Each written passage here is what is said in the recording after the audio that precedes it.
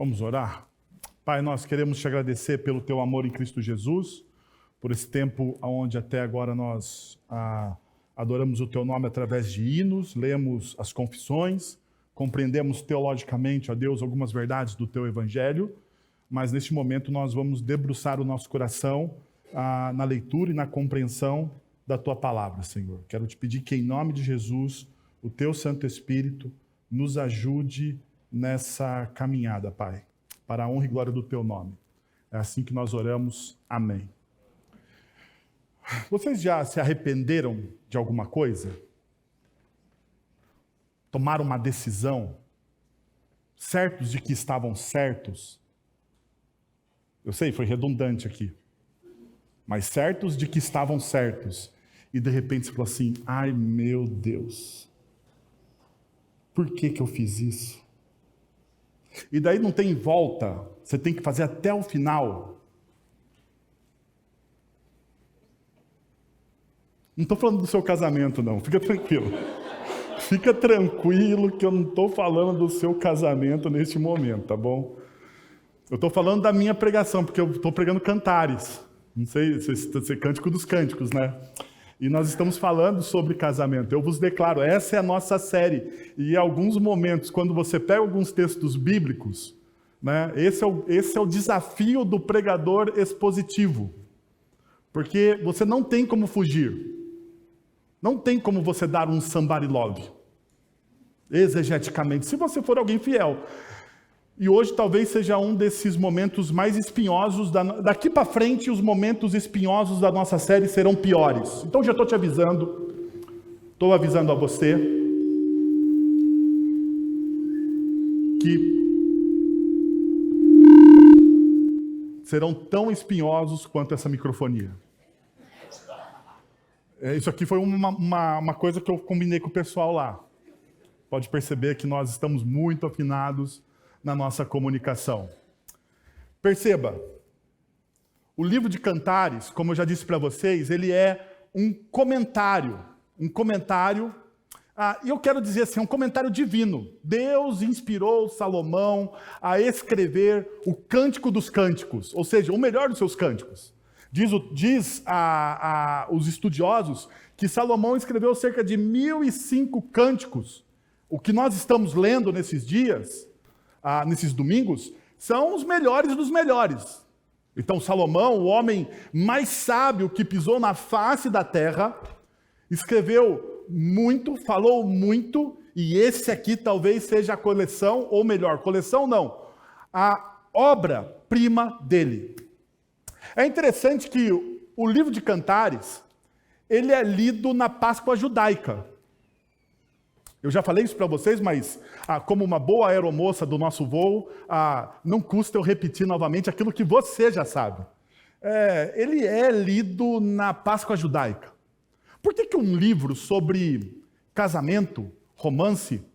E eu sei, se você é de alguma corrente teológica um pouco mais tradicional, houve-se um prejuízo exegético do texto, porque alguns teólogos olharam para esse texto não como um relacionamento de homem e uma mulher, do homem e uma mulher, do seu amado e a sua amada, mas como de Cristo e da igreja. Nós podemos fazer essa aplicação? Podemos, mas ela está muito distante da realidade. Podemos criar até algumas pontes, e nós vamos fazer isso, porque afinal de contas, nós somos uma igreja cristocêntrica. No entanto, o texto primeiro, o assunto primeiro de Cantares é o relacionamento entre um homem e uma mulher. Daí vem a pergunta, por que os judeus leem na Páscoa judaica? Por que esse texto ele é lido na Páscoa judaica, que é uma comemoração de libertação, de redenção? Talvez seja porque casamentos precisam de redenção e de libertação no bom sentido da palavra, meus irmãos, no bom sentido da palavra. No entanto, a Páscoa judaica, ela é uma comemoração da família. Não sei se... E a Páscoa cristã também, porque nós continuamos essa tradição, ok? Como Jesus disse, eu não vim anular a lei e os profetas. Eu vim o quê? Cumpri-los. Eu não vim anular. Eu vim cumprir a lei e os profetas. Então nós continuamos com algumas tradições bíblicas.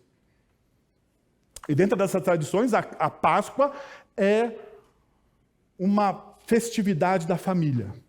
Assim como Moisés instruiu os primeiros israelitas a comerem a Páscoa em família. E aqueles que eram sós deveriam se juntar com outras pessoas e comerem a Páscoa em comunidade.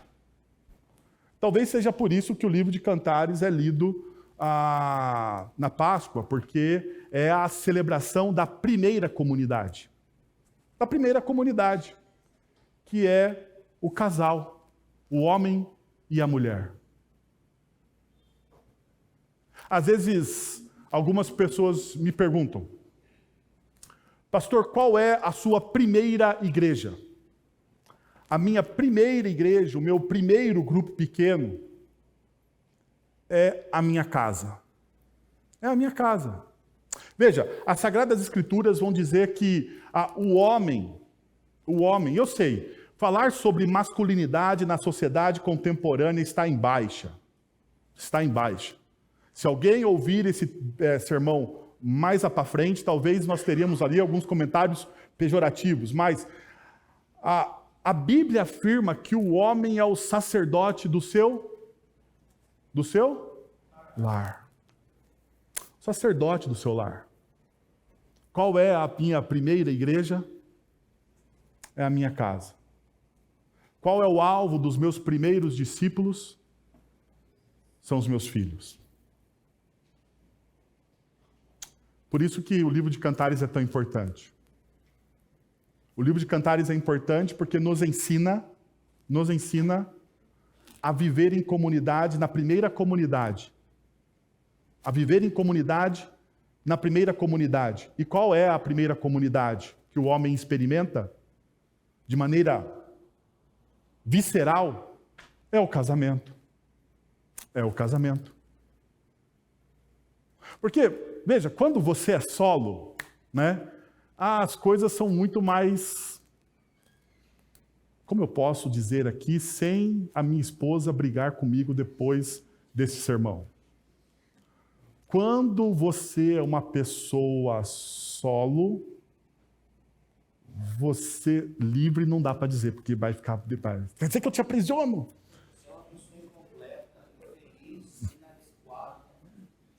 Mas existe talvez um adjetivo positivo de estar solo. Eu queria achá-lo. Quê? Descomplicado. Muito obrigado, pequeno gafanhoto. Descomplicado. Descomplicado, porque a partir do momento que você caminha junto, rapaz, as coisas complicam um pouco, não complicam? Porque quando você está solo, se você não limpar a casa, dane-se. Dane-se. Se você não lavar a louça, lavo mais tarde. Lavo mais tarde. Mas a partir do momento que você caminha junto, lavar a louça mais tarde, pode se tornar a Terceira Guerra Mundial. Pode. Sendo assim, um dos livros mais vendidos na história da literatura moderna foi esse. Os homens são de Marte e as mulheres são de Vênus. Um dos livros mais vendidos, e pasmem, na década de 1990, John Gray alcançou fama e fortuna com o sucesso do seu livro Os Homens São de Marte, as Mulheres São de Vênus. A obra, ela vendeu mais de 50 milhões de cópias e foi traduzido por mais de 50 idiomas e rapidamente se tornou o quê? Um fenômeno. 121 semanas. Jamais foi batido este recorde entre os livros mais vendidos no mundo. Rapaz, o cara escreveu um livro e ficou rico. E ele escreveu um livro sobre uma das coisas mais difíceis da gente trabalhar: casamento. Se você for na Amazon, lá na Amazon, entra lá no site da Amazon, eles vendem livros no site da Amazon, e você por lá, os mais vendidos, provavelmente entre os 10 mais vendidos vai ter o quê? Casamento. Vai ter esse assunto. John Gray, então, ele escreve esse livro, e apesar dele escrever um livro não ruim, não tem um apelo, o livro não reside no apelo, numa abordagem de ruim. Pelo contrário, a abordagem deste livro fala das diferenças entre homens e mulheres. Existe sim uma profunda noção arraigada no nosso imaginário coletivo de que nós somos diferentes. Mas o problema do livro é que ele vai tratar de que o homem e a mulher são de essências diferentes. Essências diferentes. E a Bíblia não trata dessa forma. Aqui talvez esteja uma das coisas, por isso que o texto do John Gray vai dizer que homens e mulheres homens são de Marte e mulheres são de Vênus, porque são planetas diferentes e também há uma alusão à mitologia greco-romana. Né? Marte, o deus da guerra, Vênus, a deusa do amor. No entanto, a Bíblia não trata dessas diferenças tão grandes assim. Pelo contrário, a Bíblia diz que existem diferenças, mas essas diferenças são diferenças criacionais. Não de essência, mas de papéis. Não de essência, mas de papéis. E apesar de existirem algumas verdades no livro, por exemplo, perceba essa frase. Perceba a frase, uma das frases mais famosas do livro. Às vezes a verdade pode doer, mas a mentira dói muito mais. A mentira é como uma prisão de dor e sofrimento, enquanto a verdade é a chave que abre a porta para a liberdade e a paz interior. Olha só. Hashtag vou postar no Instagram. E se você olhar para essa frase, você pode dizer assim, existem talvez semi-verdades nessa frase. E por que eu digo semi-verdades? Porque a Bíblia não trata a verdade como uma chave. A Bíblia trata a verdade como uma pessoa. Que é Cristo. Cristo é tratado nas Sagradas Escrituras como sendo o quê? A verdade. A verdade, então, não é conceitual nas Sagradas Escrituras. Nós não tratamos a verdade como conceitual. Nós tratamos a verdade nas Sagradas Escrituras como uma pessoa. Tanto é verdade que ficou redundante a frase, mas, no entanto, tanto é verdade, esta verdade, que as Sagradas Escrituras tratam a verdade como uma pessoa, que quando se fala sobre a mentira nas Sagradas Escrituras, se você se torna um mentiroso, você não é filho da verdade, mas você é filho do diabo, de uma outra pessoa. Percebam? Então a verdade nas Sagradas Escrituras não é conceitual. No entanto, é uma semi-verdade o que ele diz, porque a verdade que é Cristo Jesus nos liberta. A verdade que é Cristo Jesus não traz uma mera paz interior. Porque paz interior é sazonal. Hoje você está em paz interior porque não chegou a fatura do seu cartão de crédito. Mas amanhã, quando chegar a fatura do seu cartão de crédito, essa paz interior estará abalada. No entanto, a paz que Cristo traz para nós é uma paz existencial. Ela está acima e além dos nossos sentimentos. Então, apesar de ser um bom livro, e você pode ler esse livro, no entanto, leia com olhos críticos. Leia ele fazendo comparações com as Sagradas Escrituras, como tudo que nós devemos fazer como cristãos. Você assiste uma série, seja qualquer série, você assiste esta série, este filme, fazendo o quê? Comparações com as Sagradas Escrituras. Tendo uma mente crítica. Olhando e percebendo que a cultura conspira contra a nossa espiritualidade e contra a nossa fé.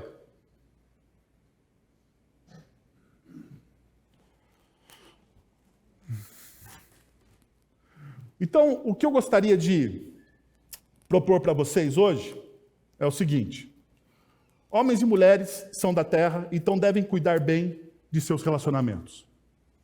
Homens e mulheres e cabalmente. Cabalmente. Sagradas Escrituras afirmam que nós somos feitos do pó da terra. Então, homens e mulheres são a mesma essência. Homens e mulheres têm os mesmos pecados. São manchados pelo pecado de Gênesis capítulo 3. Então, a nossa função é cuidar dos nossos relacionamentos. Então, deixa eu dar uma parada aqui e falar com vocês que talvez estejam divorciados, novo casamento, jovenzinho que não está namorando, está à toa aí. Ou não tão à toa, né? Está juntinho. Então, essa mensagem aqui não se restringe aos casais casados. A todos nós. E por que a todos nós? Porque Cristo Jesus faz todas as coisas novas. Todas as coisas novas. E daí você pode pensar assim, mas bom, eu não quero mais casar na minha vida. Eu acho que isso é circunstancial. Já falei isso para vocês semana passada. Amigo meu passou por um divórcio e disse para mim, não caso mais. Não divido o meu banheiro mais com ninguém na face da terra. 6 meses depois, o miserável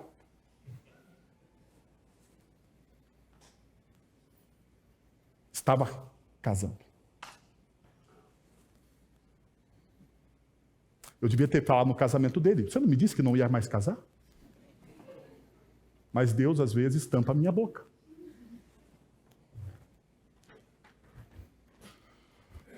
Sendo assim, nós vamos olhar, abre a sua Bíblia, em Cântico dos Cânticos, capítulo 2, versos de 8 a 17.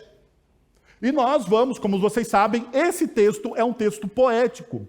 É um texto poético. Textos poéticos precisam ser lidos com calma. Então nós vamos a esquartejador. Vamos pôr partes no texto, ok? Vamos ser um bom açougueiro da palavra de Deus. Vamos cortando o texto em suas partes e em suas camadas. E quando você olha o texto de Cânticos, capítulo 2, versos de 8 a 17, você precisa achar qual é o centro, qual é o cerne do texto. Porque todo texto poético tem um cerne. Tem a parte mais visceral dele. E nessa perícope que nós separamos hoje para a nossa reflexão, o texto cerne está no versículo de número 15.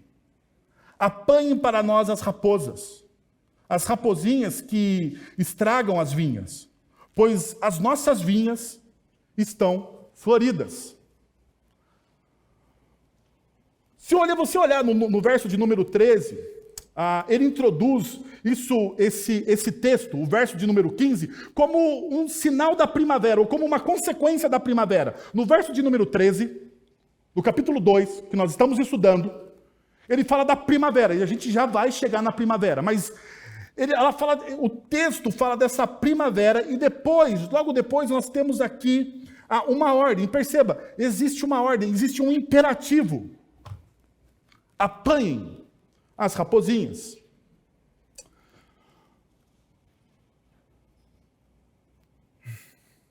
Esse é um dos trechos mais conhecidos e citados do livro, que aborda uma realidade sombria, as raposinhas que devastam os vinhedos em flor.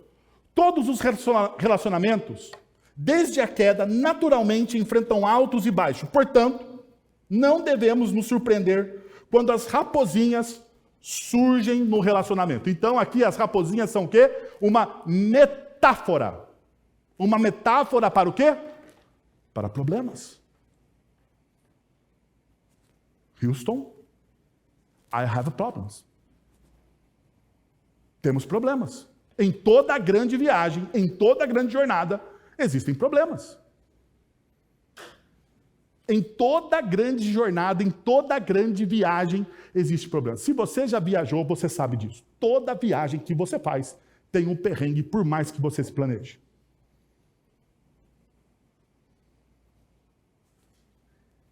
Eu, na minha lua de mel, passei por um perrengue. Passei várias vezes, já passei por perrengue. Mas um deles foi na lua de mel. Nós planejamos a nossa viagem. Íamos para a Argentina e depois para o Chile. Fantástico. Lugares bacanérrimos. A Argentina não tanto, o Chile melhor. Mas apesar de todo o nosso planejamento, existe o quê? O imprevisto. Minha esposa teve um mal-estar. Na lua de mel, a minha esposa vomitou horrores. Já pensou você começar o relacionamento, o casamento, com uma pessoa com a cara na privada vomitando? Não é muito romântico. Isso aconteceu na lua de mel. Foi muito difícil. Mas graças a Deus pelo seguro viagem. Isso acontece, são imprevistos. Toda a jornada, toda a viagem você vai ter imprevistos. Toda a caminhada junto você vai ter imprevistos. Então o texto bíblico nos alerta de maneira eficaz.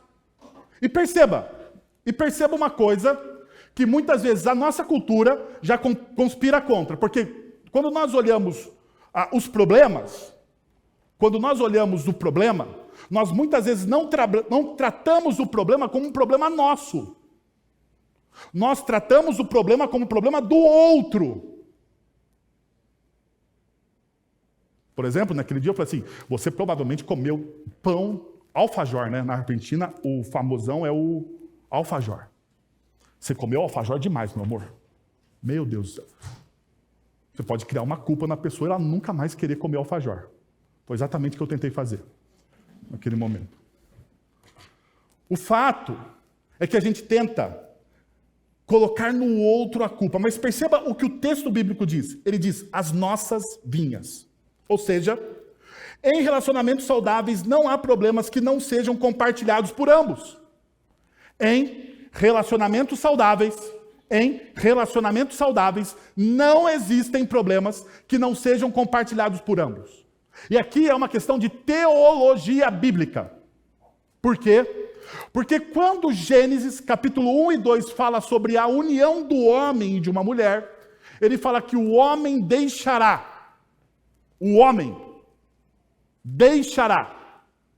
pai e mãe. Perceba uma coisa, que a gente vai tratar isso aqui mais tarde.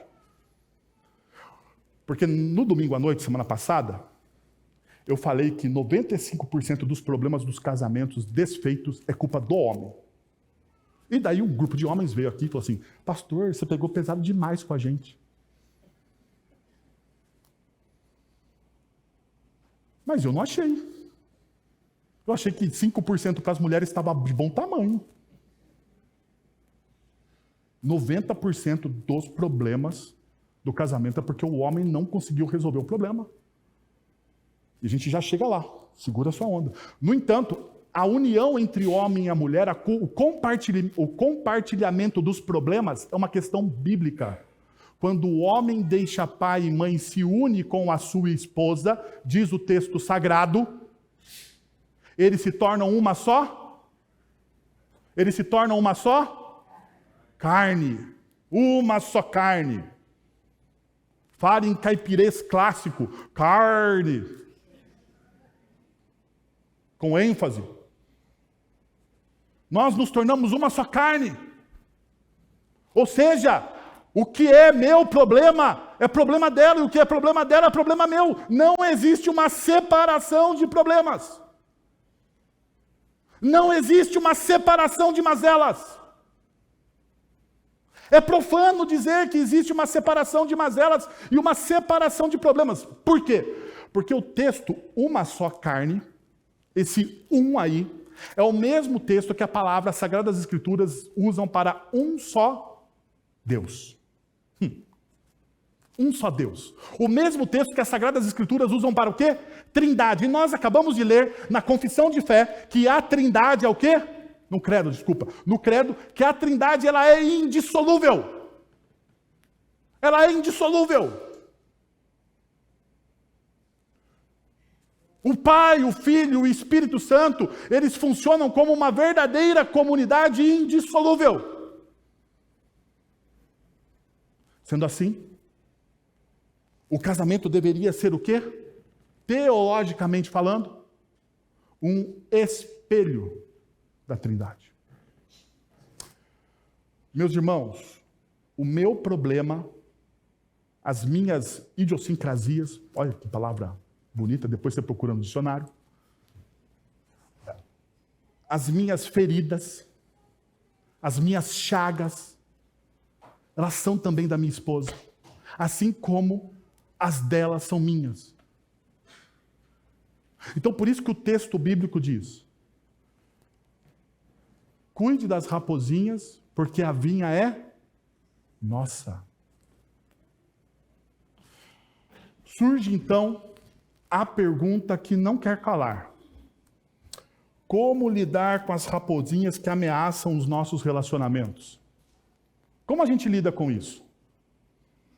Como a gente lida com as raposinhas que ameaçam os nossos relacionamentos? Lembrando que raposinha aqui não é um animal fofinho. É uma metáfora para problemas. Primeiro, estabeleça uma comunicação eficaz através das suas ações, de seus olhos e de suas palavras. Estabeleça uma comunicação eficaz. Eficaz. O que é uma comunicação eficaz? Vou usar outra palavra da moda: holística. Integrativa. Tá? Você viu? Estou na moda. As suas ações devem comunicar, ou comunicam, saiba disso. Os seus olhares, os seus olhos comunicam. E as suas palavras comunicam mais do que você pensa que comunicam. Sendo assim, veja comigo o que o texto bíblico diz. Suas ações comunicam. Cantares 2, capítulo 2, versos 8 e 9. Escuta, o meu amado é o meu amado. Vejam, aí ele vem, saltando pelos montes, pulando sobre as colinas. O meu amado é como uma gazela, como um cervo novo. Vejam, ele está, lá está ele, atrás do nosso muro, observando pelas janelas, espiando pelas grades. E eu sei, se você, minha filha, chamar o seu amado hoje de gazela, talvez ele não goste. Não goste. No entanto, eu gostaria de convidar você a olhar a versão do Eugene Peterson, que é uma paráfrase, e talvez isso nos ajude. O meu amado, posso ouvir os seus passos. Ele vem saltando pelos montes, galopando sobre as colinas. O meu amado é incomparável, é mais forte que o leão, mais ágil que o leopardo. O Eugene Peterson deu uma melhorada aqui. Então você pode chamar o seu amado de leão. Ai, meu leão. E você pode chamar ele de seu leopardo, tá bom? Fica melhor, né? Mas perceba uma coisa aqui. Ele vem saltando pelos montes, galopando sobre as colinas. Determinação é uma das características mais belas de um relacionamento. É o que o texto diz. A sulamita reconhece a determinação, destreza e atratividade do seu amado. Ele demonstra estar o quê? Motivado, correndo, pulando e interessado. Suas ações gritam alto. E aqui está o princípio. As nossas ações, dentro dos nossos relacionamentos, elas comunicam alto. Alto. As nossas ações, dentro dos nossos relacionamentos, dão testemunho dos nossos sentimentos. E você precisa estar o quê? Atento a essa realidade. Atento a essa realidade. As nossas ações, dentro dos nossos relacionamentos, elas gritam alto. O que o texto diz? O que as ações do amado diz? Eu quero esta mulher, eu quero estar próximo dela. O seu desejo é santo, a sua paixão é justa. E o cântico deixa isso bem claro. Deixa isso bem claro. Ele está entusiasmado por ela. Ele não tem vergonha de deixar que ninguém saiba que ele sente e que ele ama aquela dama.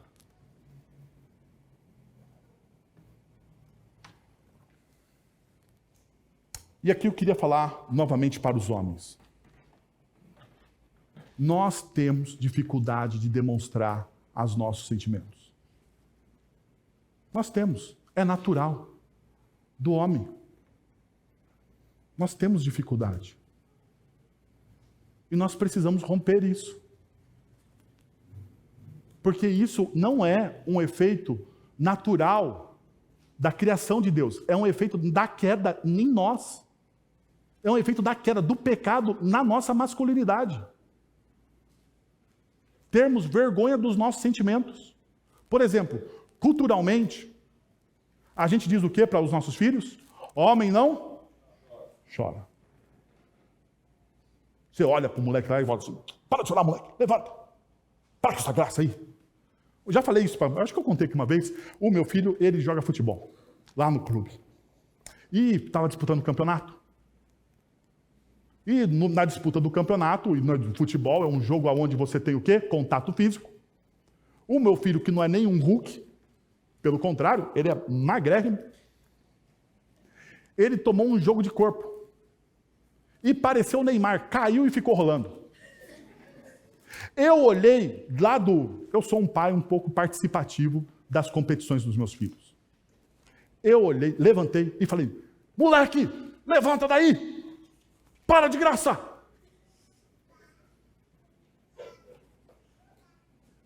Você está parecendo um fraco.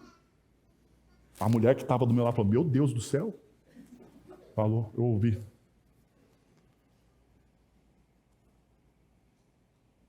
A gente é treinado culturalmente para isso.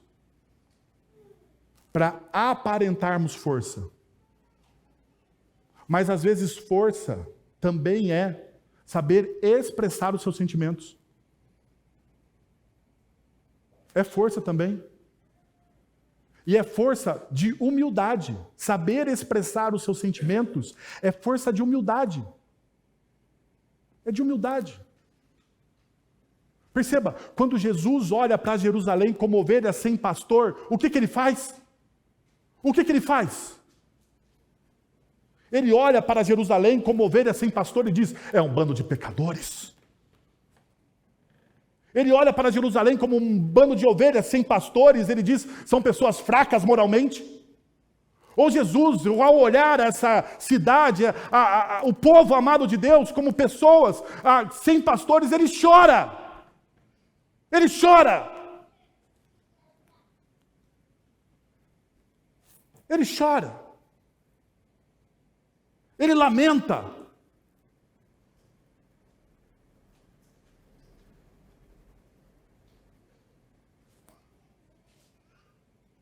Será que Jesus não é um símbolo de masculinidade para nós, homens?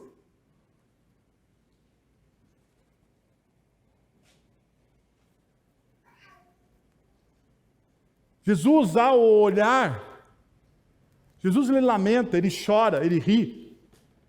E apesar dos puritanos acharem que Jesus não ri, mas ele ri também. Só não está na Bíblia. Mas diz o texto bíblico que ele é homem como nós, né? Então a gente precisa crer que se você caminhasse com Pedro, provavelmente você riria, né? Você riria. Do Pedro, né? Jesus é esse exemplo de masculinidade, e então nós, como homens, também temos que entender essa realidade. Nós devemos expressar os nossos sentimentos, porque para nós é mais difícil. Mas perceba, o ponto aqui não é só você saber expressar os seus sentimentos, mas é você ter ações de determinação no casamento. E sabe qual que é o problema? O problema é que nós tratamos muitas vezes os nossos relacionamentos como carro novo. Você já comprou um carro novo? Já teve essa experiência bacana de você comprar um carro novo? Então você compra o carro, já falei isso aqui também, mas estou ficando velho, estou repetindo mesmo. Eu tenho que começar a mudar as minhas ilustrações. Vou mudar minhas ilustrações. Celular novo, você compra o celular novo, você vai lá, bota a capinha, compra a capinha cara. Vai lá, comprou um iPhone 15 Pro Max, X-Power. Você vai lá, comprou, assim, gastei o meu rim nesse iPhone, põe uma capinha cara, película, olha para o seu filho mais novo, você nunca vai encostar a mão nesse celular. Nunca vai encostar. E você trata ele como se fosse um poste ídolo na sua casa. Um ídolo. Você bota ele lá assim, você fala, nossa, como meu celular é bonito. Mas tudo muda com o tempo. Até a primeira queda, o primeiro risco, o primeiro botão quebrado, e vai ficando velho. E daí aquilo que você não dava para o seu filho, agora você fala o quê? Tô aqui, vai, para de me perturbar. Vai assistir um vídeo. E a gente para de ter uma determinação de cuidado com aquilo que era novo. Assim também é nos nossos relacionamentos. Nos primeiros meses de casamento, então se você está aí namorandinho, segura a dica aí de milhões. Nos primeiros meses aí, tudo é o quê? Maravilha. Tudo é maravilha. Nada atrapalha. Nada atrapalha. Tudo é santo dos santos. Coisa boa, maravilhosa, terra prometida, que emana leite e mel.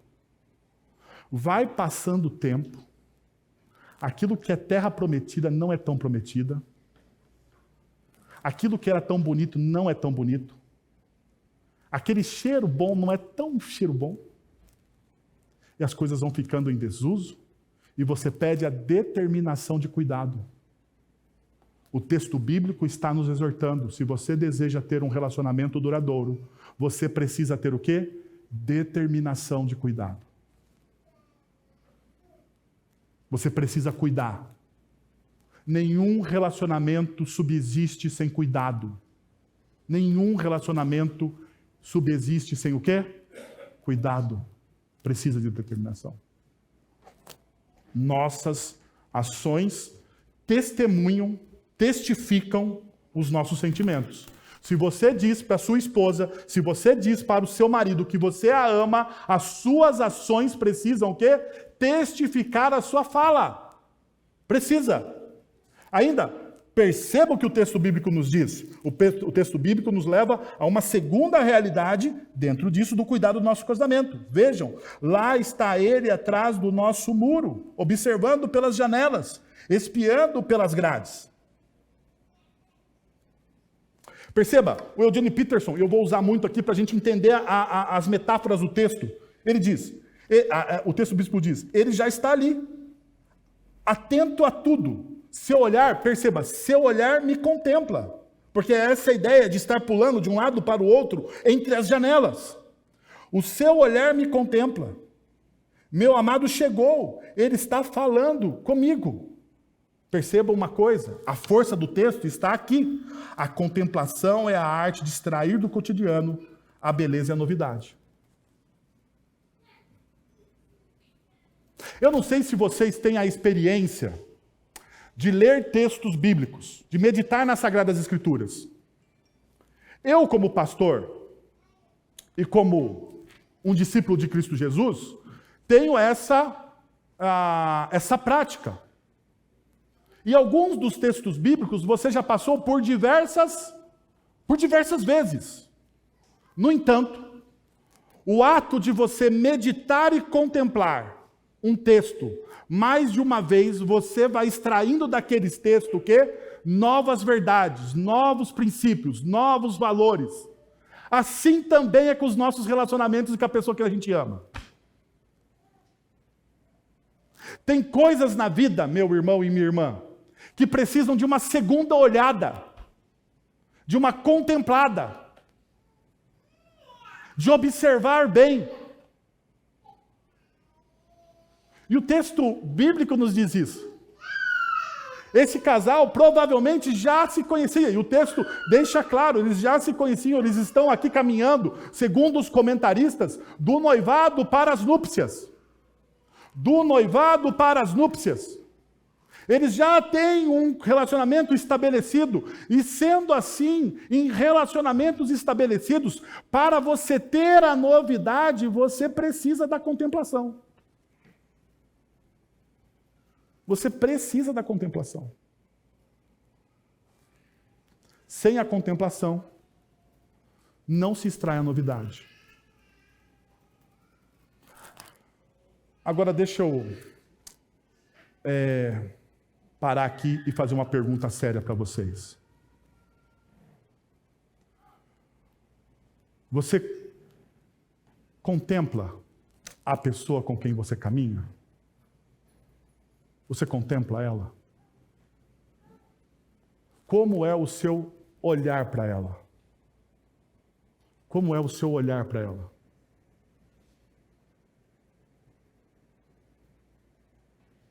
Você que é casado, você faz, me dá a liberdade, você faz amor com a sua esposa com os olhos? Porque veja, com quem que eu aprendi isso? Com um dos homens talvez mais crentes que pisaram sobre a face da terra no século XX, Billy Graham. Já idoso, ele diz o seguinte sobre o casamento dele: estamos ambos velhos agora. Não vemos muito bem e não ouvimos muito bem. Mas toda manhã eu vou até ela, seguramos as mãos e fazemos amor um com o outro com os nossos olhos.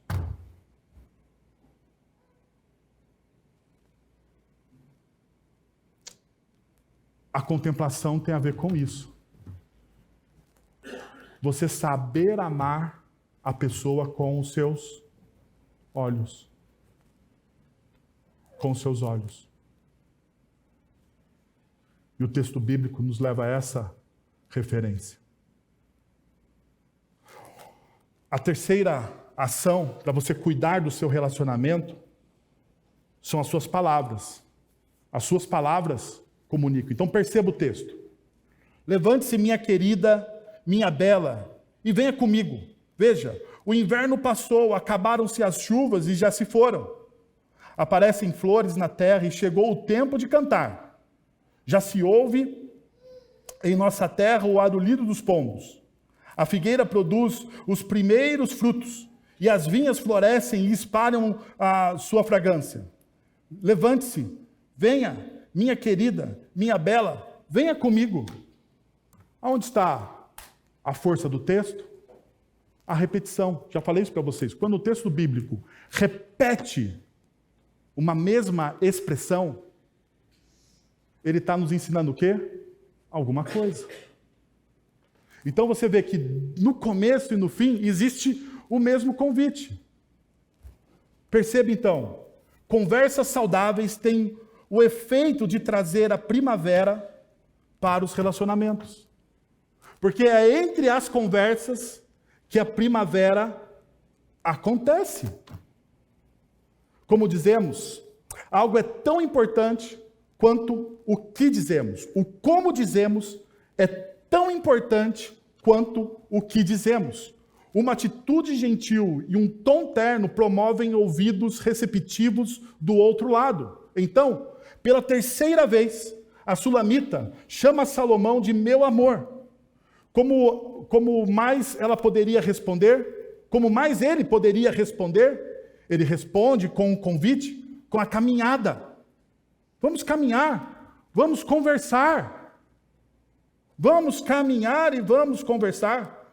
Os versos, então, de 10 a 13, Salomão convida Nos versos 10 e 13, Salomão convida a Sulamita a se levantar e ir com ele. Ele é novamente totalmente transparente em suas intenções.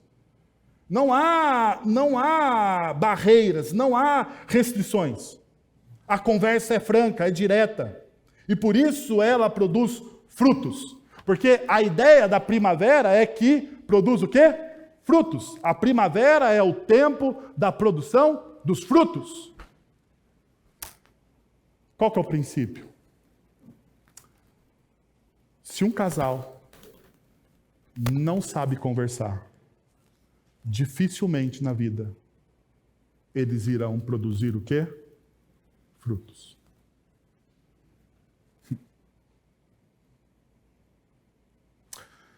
Sabe o que me choca hoje? Estou falando sério. O que me choca hoje é que muitas vezes, quando você vai a um restaurante, você vê famílias inteiras ao redor na mesa e ao invés de conversarem, eles estão aqui.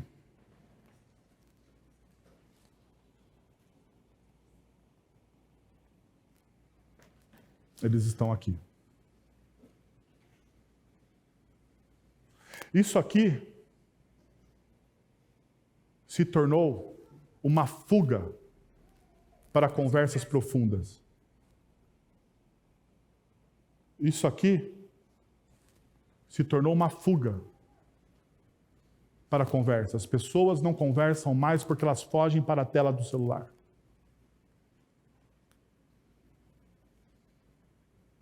Nós paramos de curtir o momento. Nós paramos de curtir o momento para ficar batendo foto e postando para os outros. Para os outros verem. Para os outros verem uma mentira, porque você não está curtindo o momento. Me desculpem aqui a sinceridade, mas talvez você esteja de saco cheio. Mas para parecer legal, você bate uma foto e posta. Para você evitar uma conversa, você vai e fica teclando com alguém que você não conhece, com alguém que não está à mesa. Eu quero convidar vocês, a comunidade, agora eu quero convidar a comunidade, e os casais principalmente.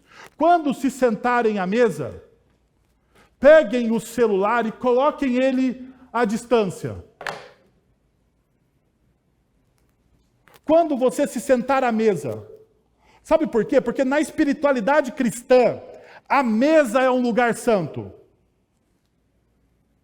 A mesa é um lugar santo. É na mesa onde a comunhão se desenvolve. É ao redor da mesa aonde criamos vínculos. Então, que tal agora você na sua casa, você ter o lugar do celular? E quando você sair para almoçar, para jantar, desliga isso. Há 30 anos atrás, nós não tínhamos esse problema. Sabia disso? Sabia que nós vivíamos, há 30 anos atrás, nós vivíamos sem celular? Eu cresci, estou velho, né? Mas eu cresci sem celular. Eu cresci a minha infância sem a bendita internet. Cresci. E não estou demonizando o celular, nós precisamos da tecnologia, a tecnologia é boa, foi Deus quem nos deu, mas nós precisamos saber usar essas coisas. Desliga o celular na hora do almoço. Saiu, desliga. E você vai perceber uma coisa. Quando você desligar o seu celular, você não vai ter assunto para conversar com a pessoa que está ao seu lado. Vai ser constrangedor. Estou falando sério.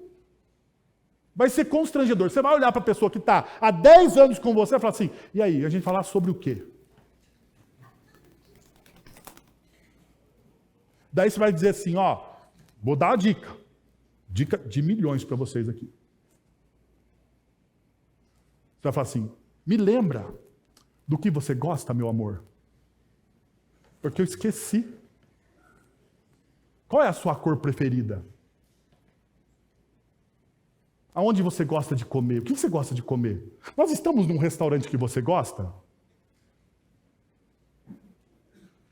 Como foi o seu dia? Como foi o seu dia?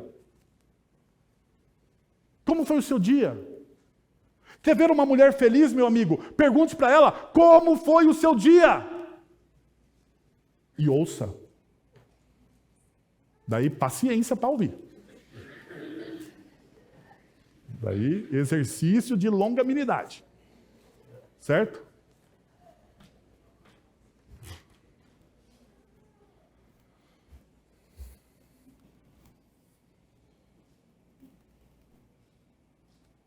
A Cybele Carreira, em um estudo feito pela Universidade de Washington, diz o seguinte, sobre casamento. Entrevistados dentro dos 6 meses de casamento, ou seja, 6 primeiros meses, casais que vão durar já enxergam um ao outro através do óculos cor-de-rosa. Seu comportamento um com o outro é positivo. Aqueles que estão destinados a se divorciar já veem um ao outro através de lentes embaçadas, parecendo cínicos e incapazes de dizer coisas boas um sobre o outro. Então eu quero fazer uma pergunta incômoda para você. Você olha a pessoa com quem você está caminhando com que tipo de óculos? Com que tipo de óculos? Porque se você ainda está caminhando com essa pessoa, talvez exista a possibilidade de redimensionar o relacionamento através da cruz do Calvário e daquilo que Jesus fez por você naquela cruz. Com a ajuda do Espírito Santo. Então, quais são os óculos? Você consegue olhar para a pessoa que não vai falar agora, não é agora o momento de DR. Pelo amor de Deus. E nem depois na hora do meu almoço. Mais tarde. Segunda-feira estamos aqui trabalhando. Você consegue olhar para a pessoa que está ao seu lado e não ser cínico e ser capaz de dizer coisas boas sobre a pessoa?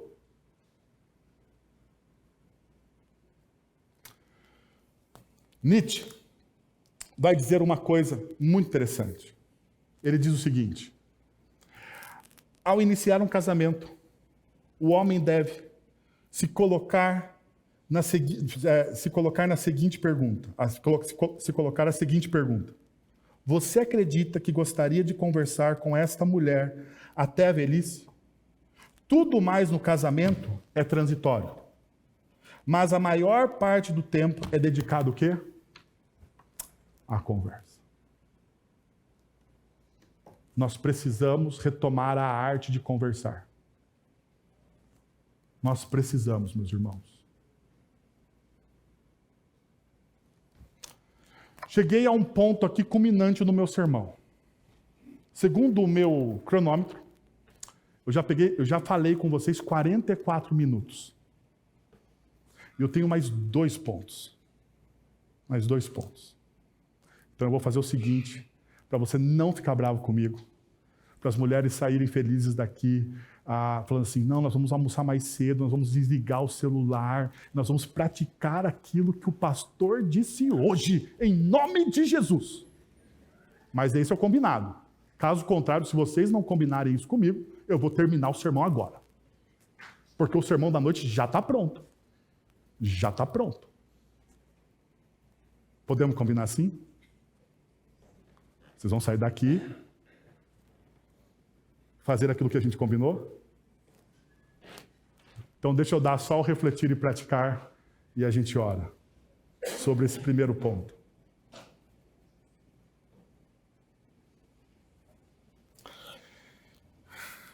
Estabeleça uma comunicação eficaz com o seu parceiro de jornada.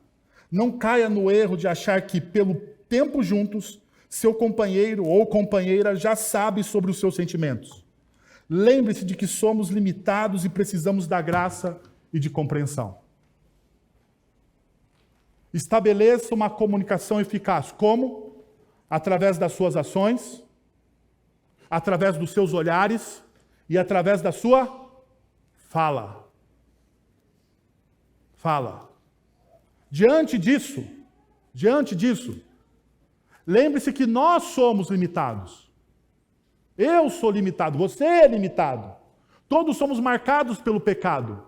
E existem marcas do pecado. Então nós precisamos da graça de Cristo Jesus, da ação do Espírito Santo de Deus, para que essas marcas sejam minimizadas. Então, como você deve construir o seu relacionamento? Nos pés da cruz. Que tal você fechar os seus olhos, orar sobre esse desafio e buscar a presença de Deus? Pai, nós estamos na Tua presença, nós lemos a Tua palavra, e a Tua palavra nos desafia à transformação, ó Deus. A Tua palavra é contracultural. A Tua palavra, Deus, vem sobre nós e quebra os nossos corações, porque ela acusa, ela mostra os nossos erros, as nossas falhas. E quando nós somos expostos às nossas falhas, aos nossos erros, nós precisamos correr para a cruz de Cristo Jesus. Nós precisamos correr para a cruz do Calvário, porque somente naquela cruz existe redenção e transformação. E é isso que nós estamos fazendo agora, Senhor. Nós estamos correndo para a Tua cruz, Pai, para o Teu Evangelho. Porque é neste Evangelho, Senhor, que nós somos redimidos, transformados, moldados, não à imagem da nossa cultura, mas à imagem de Cristo Jesus, através da ação do Santo Espírito de Deus. Essa é a boa mensagem do Evangelho. Porque a má notícia do Evangelho é que nós estamos perdidos sem o Senhor. Então nós precisamos correr, ó Deus. Correr até o Senhor e debruçarmos e entregarmos a Deus todo o nosso coração, os nossos relacionamentos, as nossas famílias, os nossos sentimentos, as nossas falhas de caráter, nós entregamos ao Senhor, ó Deus, e pedimos encarecidamente que o Teu Santo Espírito trabalhe em nós, ó Deus, para que o Teu nome seja glorificado através das nossas famílias. Nós pedimos isso, Pai, em nome de Jesus. Amém. Vamos receber a bênção? Pai, muito obrigado por aquilo que o Senhor fez hoje no nosso meio, pela Tua palavra, pela ação do Teu Santo Espírito. Agora, irmãos, que a graça de nosso Senhor e Salvador Jesus Cristo, o amor de nosso Deus e Pai, o conselho, o consolo, o poder e a ação do Santo Espírito de Deus estejam sobre vocês agora e pelos séculos dos séculos. Amém.